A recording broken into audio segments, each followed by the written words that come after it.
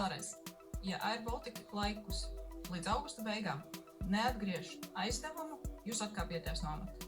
Kā es minēju, dokumentos ir tas rakstīts, un jā, es nesu atbildību. Šeit es uzņemos atbildību par to, ka tas bija mūsu lēmums, atbilstoši mūsu līdzšinējām izstrādātām procedūrām. No tā, ko mēs redzam, kāda mums ir informācija no visiem vairākiem, vismaz vēlams 2 informācijas avotiem, lai tā tomēr būtu ir bijušas neveiksmes, un arī šo mēs varam nosaukt, protams, par zinām izaicinājumu neveiksmi attiecībā uz dronu noskriešanu. Droni ir jānotriec.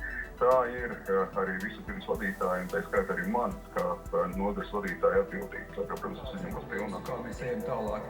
Bet acīm redzam, uzzinot to, ka esam pieņēmuši šo lēmumu par atkāpšanos, tad bija jāpasteidzās spēlēt šīs spēles dažas minūtes pirms šī paziņojuma, pirms šīs preses konferences ar šādu te. Domāju, ka šobrīd koalīcijai jāuzņems pilnīga atbildība, un pilnīga atbildība par situāciju ir jāuzņems. Vairāk, ka visas šīs valdības prioritāte ir drošība, tas tiek atkārtots dienu no dienas, vai arī jums nav jāuzņemas politiskā atbildība par to, ka tieši šī ir tā joma, kas savā ziņā izrādās vājais posms, teiksim tā nepārāk labi pārvaldīts posms? Tieši tā, tāpēc es arī uzņemos atbildību. Ministru prezidenta atbildība ir tādējādi, viņš nozīmē vai arī atsauc ministrus.